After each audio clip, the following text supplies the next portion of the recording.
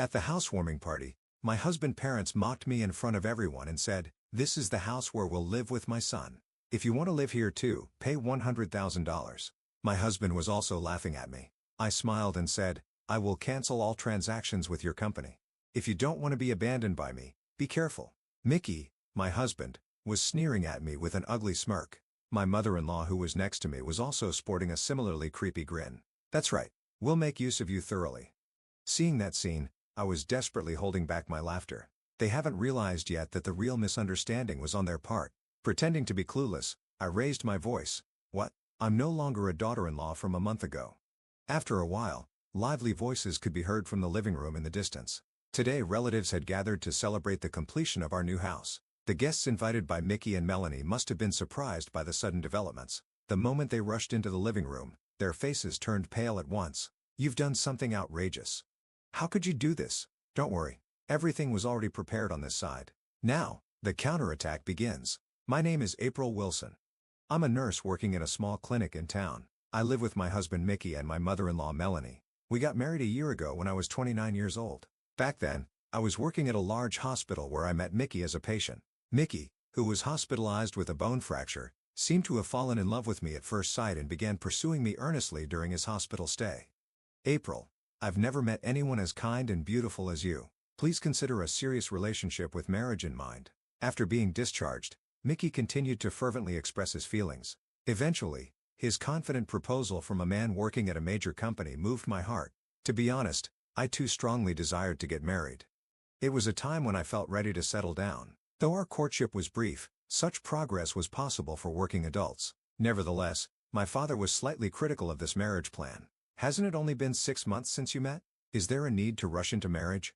Are you sure there are no problems?" "There's no problem at all. Dad, you always worry too much. You were raised in a single-parent household, so it's understandable that I worry. I lost my mother when I was young, and thereafter, I was raised solely by my father. My busy father is currently on a work assignment out of state. My father eventually approved of the marriage, and we were able to hold our wedding. The Wilson family had many relatives, so it was a grand wedding. However, I soon came to realize something. My happiness had peaked at that moment, and my father's parental intuition had been correct. At the time of our marriage, Mickey had suggested that we live together with his mother. Mickey's father had passed away a few years ago, and he was concerned about his mother living alone. Having been raised in a single-parent household, I understood the sentiment of caring for a parent. Understanding his feelings for his mother, I accepted the proposal. Of course, I was aware that living together could easily lead to friction with my mother-in-law.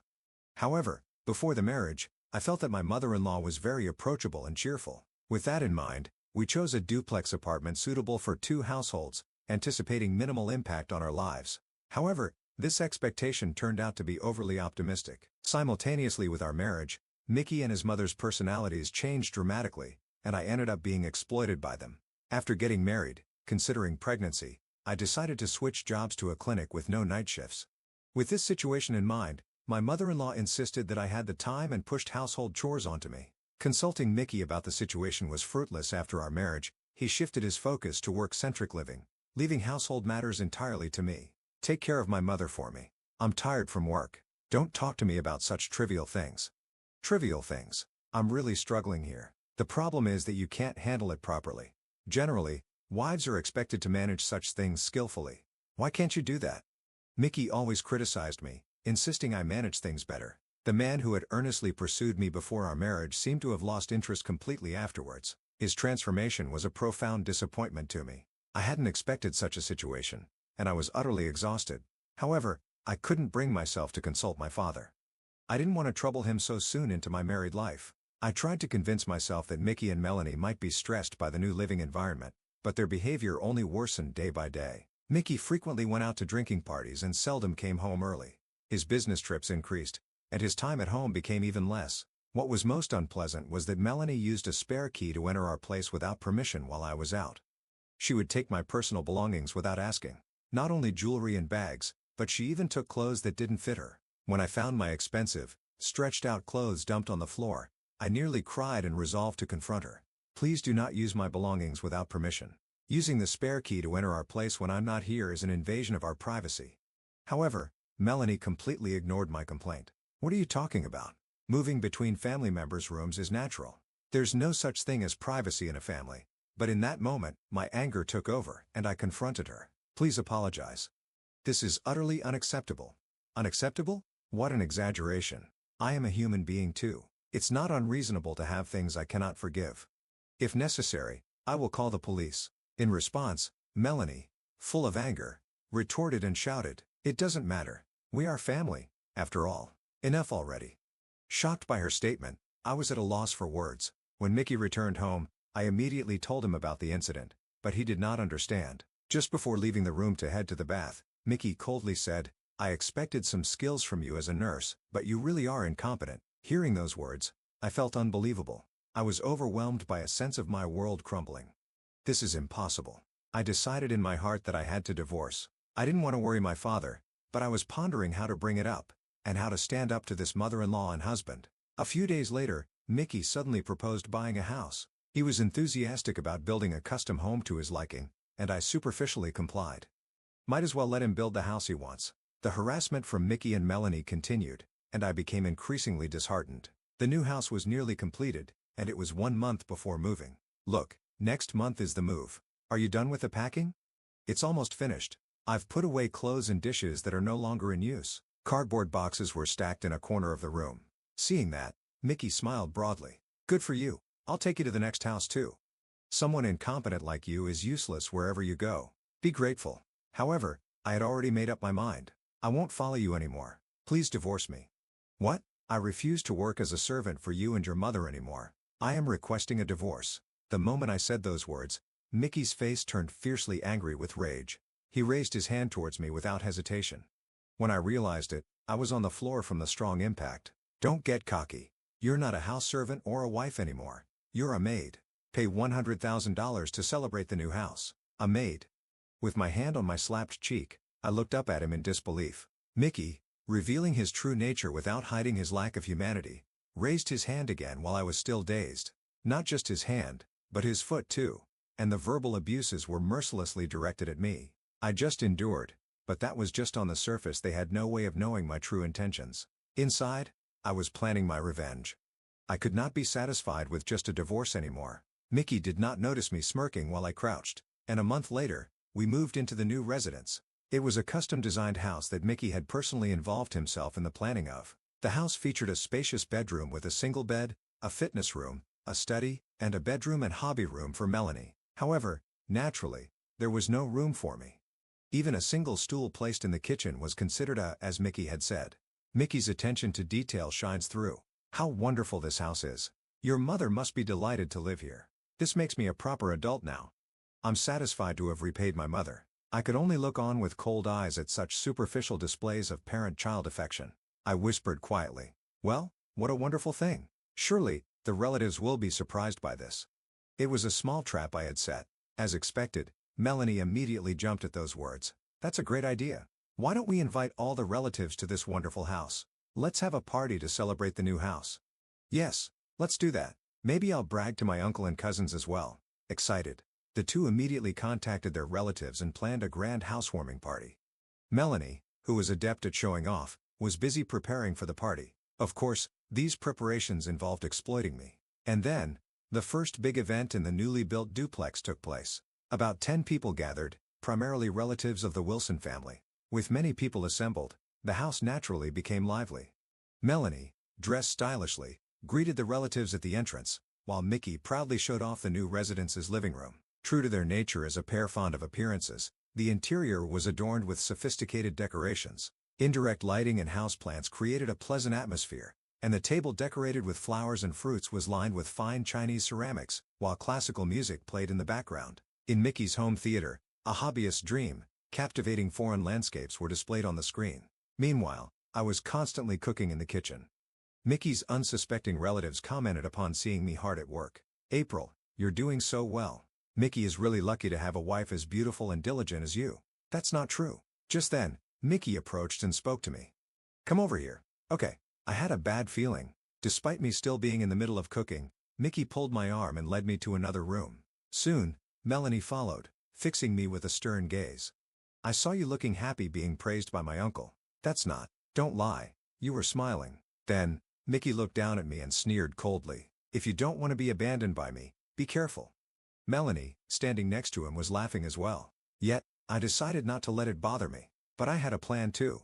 I quietly glanced at the wall clock. It was almost time for my plan to start. With a purposely playful expression and tone, I said, "What? I'm no longer a daughter-in-law from a month ago? What?"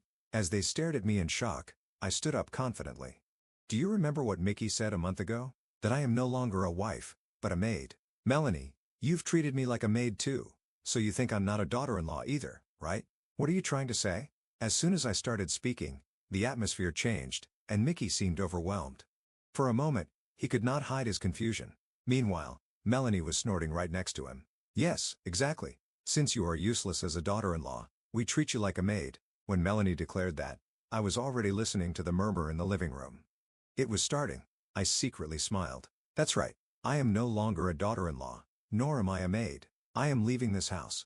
The moment I uttered those words, the murmur from the living room grew louder. Mickey and Melanie noticed the noise and began to panic. "What's that sound? Is that my voice?" When the two hurried into the living room, the relatives were engrossed in a video being played on the screen. It was a video that was painful for me to watch. The screen displayed a moment where Mickey was verbally abusing me and raising his hand to strike. "What is this?" Mickey exclaimed in the living room, his face turning pale. The relatives' stern gazes were fixed on him. Overwhelmed by their stares, Nicky trembled. In fact, I had secretly recorded the incident from a month ago. The moment he declared me merely being a maid, I had been gathering evidence of my husband's abuse and my mother-in-law's bullying for some time. Of course, these were necessary for the divorce proceedings. But my anger did not stop there. I had held on to them as material for revenge, specifically for today, it being a special day. During the housewarming party, I had set the video to play automatically. It was unfortunate to inconvenience the relatives, but it was a necessary step. "Mickey, what does this mean? How terrible. I couldn't endure such a thing." This is faced with the relatives' cold stares. Mickey was unusually unsettled. Seizing the moment, I slammed the papers I had been hiding onto the table. "There's no escape now, so please sign here. We are getting a divorce." The divorce papers I had prepared. Today I step away from being merely a maid. Divorce? This is no joke, just a typical marital dispute. Typical? It's normal to abuse and hit your wife? That's not a marriage. I'm sick of you. At my statement, the relatives uniformly nodded. Indeed, it seemed they were supporting me. After seeing such a video, it was clear who was at fault. While Mickey was still hesitating to sign, I presented the final option. "Furthermore, it's clear you've been having an affair. I have gathered solid evidence of this too." "What?" "I've always felt something was off with the way your earnings weren't increasing. I hired a detective agency to gather concrete evidence. It seems your affair is with the daughter of a client CEO. This revelation will undoubtedly affect your career." I spread out the photos and documents of the evidence on the table for the relatives to see. The photos showed the two of them entering a hotel. "Don't look. Please don't look." Mickey frantically tried to cover them up, throwing himself forward. I had a hard time suppressing my laughter at his ridiculous behavior. "I will be seeking a fair share of assets from both you and your partner. Since she is also married, there might be claims from her side as well." "It's not. That's not right." What exactly he thought was wrong wasn't clear. As usual, Melanie supported Mickey's excuses. "What are you talking about? An affair is nothing. It could even be said to be a mark of a man. I've told you repeatedly that you're not fit to be a wife because you can't forgive even this much." It seemed like Melanie still did not realize. She didn't see how her comments were causing discomfort among the relatives. I looked at her with a cold gaze. While assessing my next move, "Melanie, do you remember the terrible things you've done to me?" As I said this, I started fiddling with my smartphone. In fact, I had set it up to control the videos from this phone. I selected a specific video and projected it onto the large screen. "You imposed housework like laundry and cooking on me, entered my room without permission when I was away, used my belongings. Oh, and there was also the time you tried to wear clothes that didn't fit you, stretching them to the point they couldn't be used anymore." The screen displayed Melanie's rude behavior. Scenes of her throwing laundry and nitpicking over the cooking were shown. When the video showed Melanie sneaking into the bedroom, gasps of surprise erupted from the female relatives. These harassments were perfectly captured by the surveillance cameras. "What is this? Filming our house without permission?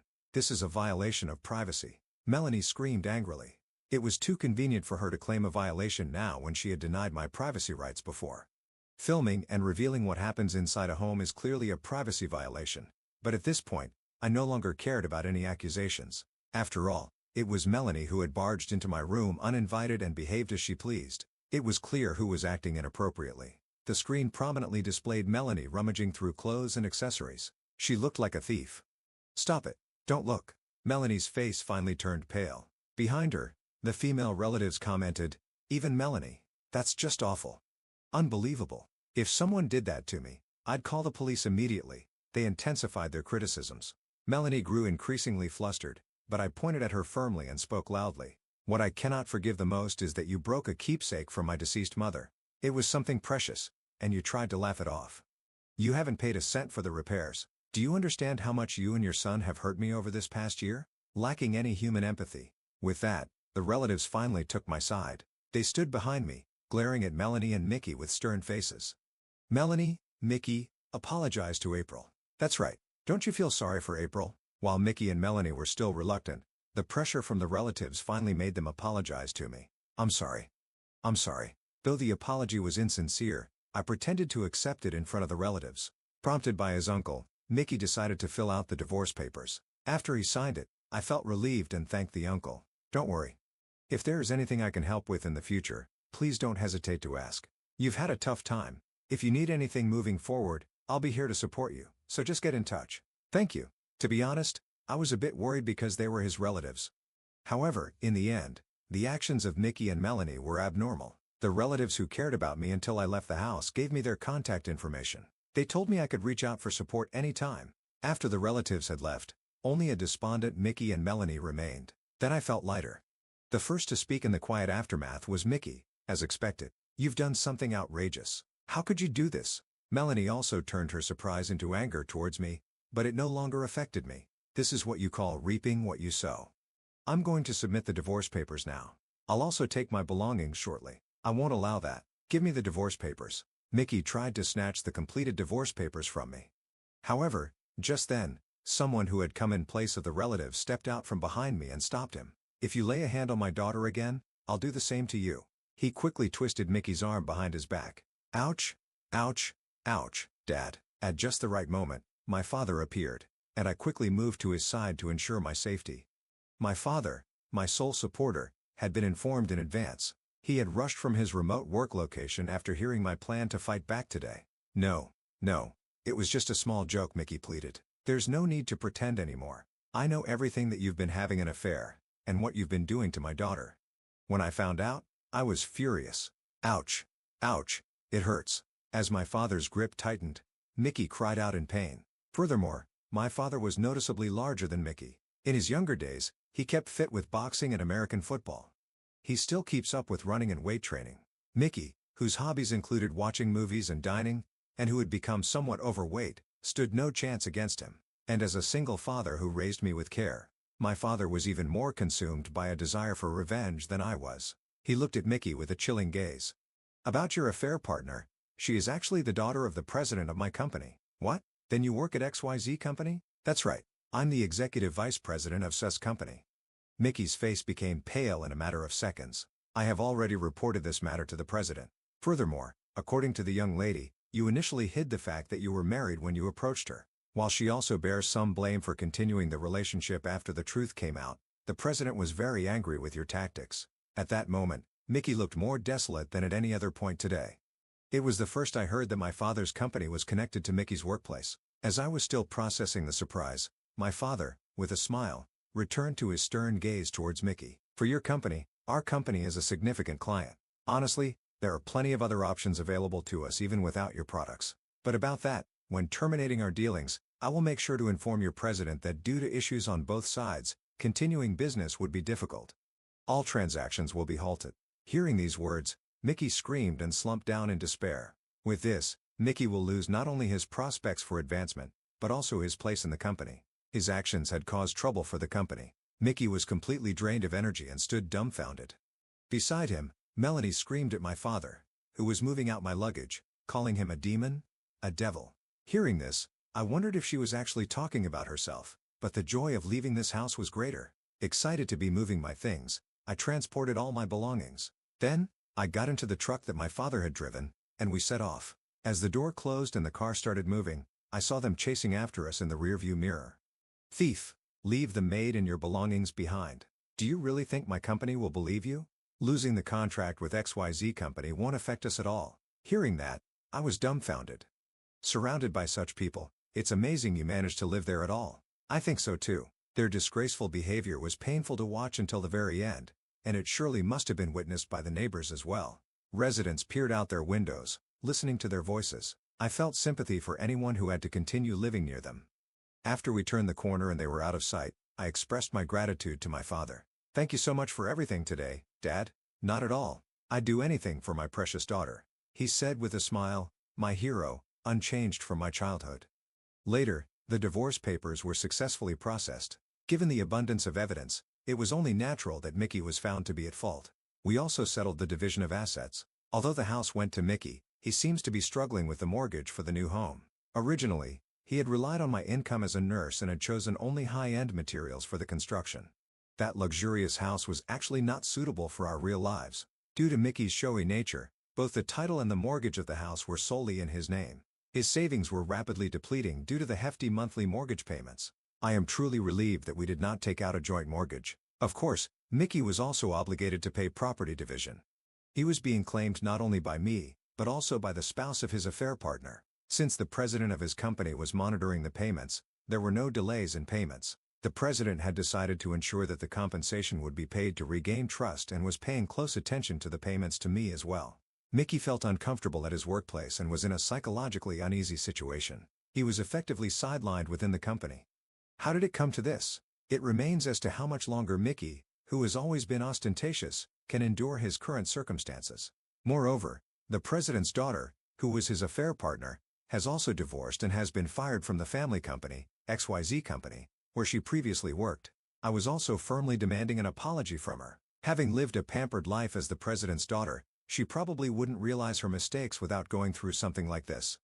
She now faces the harsh realities of society, while Mickey faces the severe backlash of a society he once viewed lightly. Both are terrified daily by the enormous amounts they have to pay. Meanwhile, Melanie has begun a path of self-destruction. Knowing her son is financially struggling, she started working part-time but committed misconduct. She secretly stole many food items from the supermarket where she worked part-time.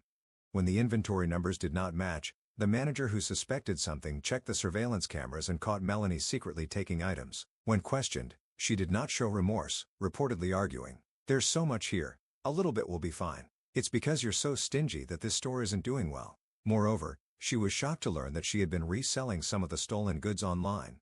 Such actions eventually led to her arrest by the police, and she became a notorious figure in the community. Even after being released, she seems to live in that house.